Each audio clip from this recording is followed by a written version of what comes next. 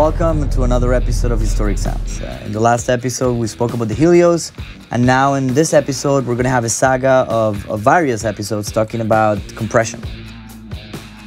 Vintage compressors were made by numbers.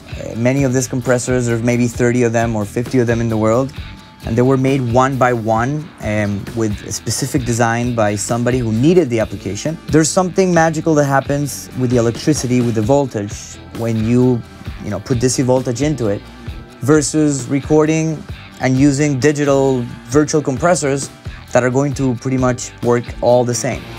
Out of all the 10, 11, 76s that we have, they all sound different. So if you want to use, you need something specific for a voice, you know which number to go to. If you just open the plugin, they're all going to sound the same. So I think it's a matter of taste. I think that the best recordings that I've heard in my life have been done with analog gear. So I feel inspired by it, and we'll show you in a little bit what we have achieved here in the studio and why did we choose these specific compressors for the Historic Music Studios. So let me show you a little bit of this wall to see how it plays out.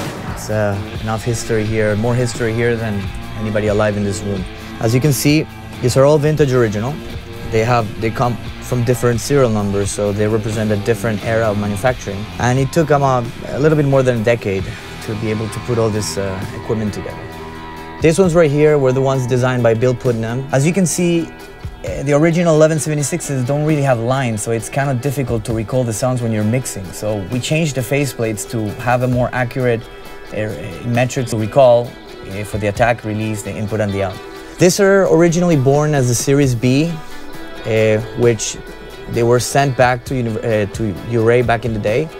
They changed the faceplate to black and they added the L in mud. So they are B, but with the revision C. So they're the rarest of all the 1176s and the best sounding. Then down here we got the second series, which is the D series, which I love it for bass and piano. It's pretty much what we use for bass and piano. Completely transparent and a little bit aggressive, but controllable.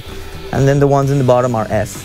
The F, some people say they're the cleanest. I believe they're the more aggressive, so I use them for kick and snare, or even the toms, electric guitars. And over here we have an original pair of LA3As. Again, we added the metrics to recall the sounds. It's beautiful, an acoustic guitar, a classical flamenco guitar, percussion, and if you see here, this is another original 1176 Blue Stripe, one of the most classic ones. And that's pretty much all we have in this part of the wall of shame. Helios didn't manufacture their compressors. They actually had ADR do them, and they just pretty much shaped them to the way the consoles were built. Famously used by the Rolling Stones and Led Zeppelin in the Stones Mobile. This two belonged to Bob Rock.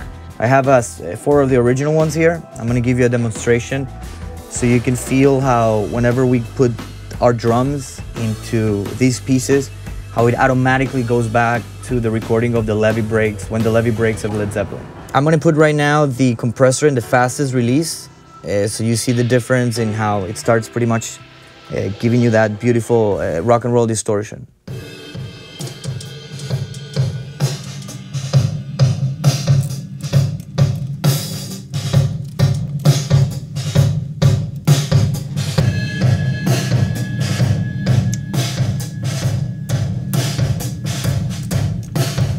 Hope you learned something, or at least you know now, out of your favorite records, the voice and what happened to that voice. So thank you for listening, and I'll see you next time.